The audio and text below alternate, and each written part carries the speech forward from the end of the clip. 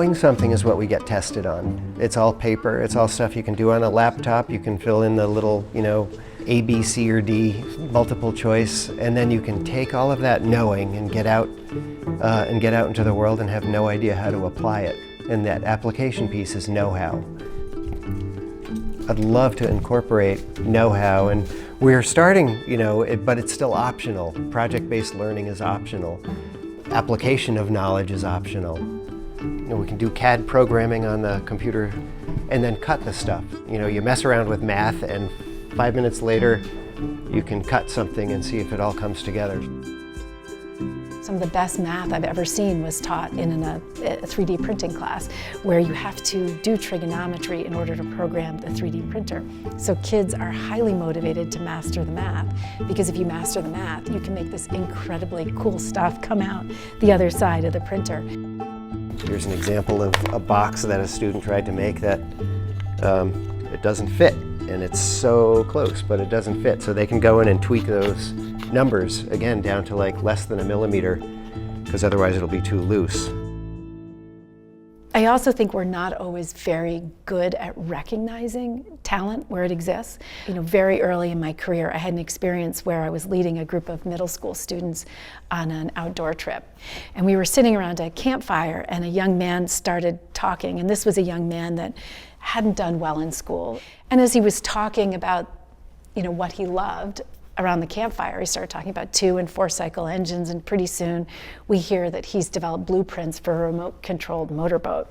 We had this whole system for identifying talent and teaching and, learning that somehow had missed entirely what this child cared about and what he was really good at. The joke is always, well, the kid never read until they had to read the handbook for driver's ed. But that know-how piece is really knowing how to take knowledge and apply it.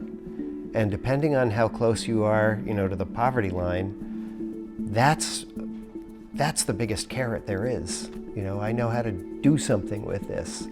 It's almost cliche that the kid who was a troublemaker until they got into the tech center and then became a stellar student. What can we learn from that? So this is the Sound and Lights class. They design and build sets. Rock of Ages is our musical this year. We do a lot of the drama stuff, which is nice. Those are our long-term projects, but then we'd have a lot of daily projects where someone says, I need this here now, and these guys take care of it. To be able to sketch an idea on the board one day and make it a reality, and we can go from not having a thing to having a thing. There we are, our set that wasn't here before. We made it up as we went along, so this is what it looks like. So I show them kind of how it all works, but they become the experts. Our light board is run by a student who knows more about it than I do, and that's great. So now I just talk to him about that. We're getting a lot better at experiential learning, and I think our gen ed programs can learn from that. We need big systemic change. And I worry sometimes that our focus on the negative prevents us from seeing the positive. So what should people do? People should name and identify and name the successes as well. What can I learn from this about how I can engage with kids just generally to make sure that they're finding some meaning in what I do? Before we started the STEM program, I looked into what are the #1 reasons they fail. And one of them is they hide them. They're not highly visible. I want to work it, not as a separate class, but directly into the curriculum, so that social studies might use all that equipment to make board games that actually are a different way of having kids show what they know.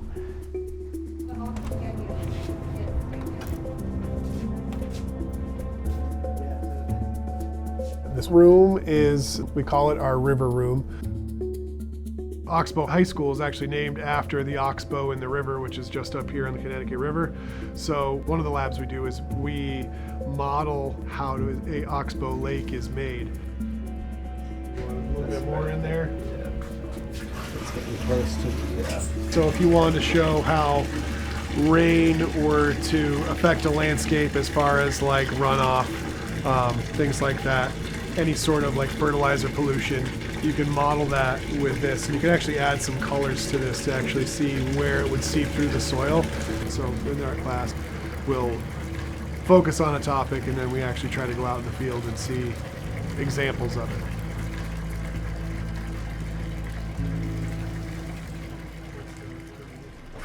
You know, we're physically connected to the tech center, and it's a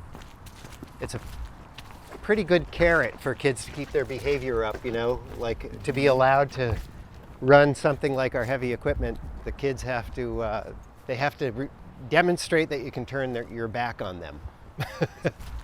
Failure as the admissions requirement for alternative programs is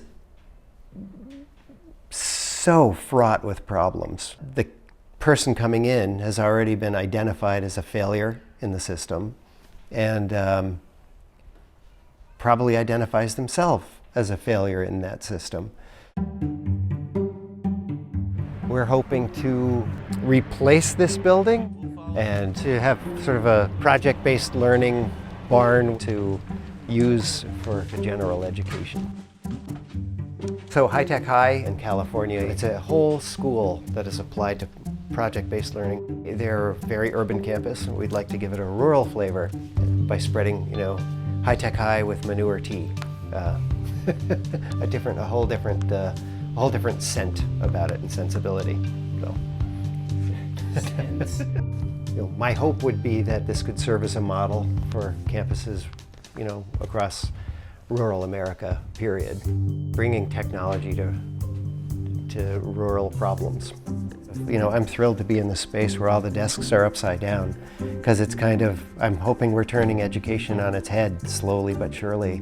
The desk learning is kind of sometimes the only thing we recognize.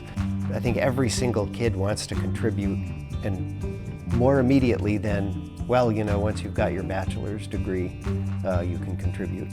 Tech centers go out and they do things immediately. We can give the sense that what it means to be a contributor, and not kick that opportunity for contribution so far down the road that it's irrelevant to a 16-year-old.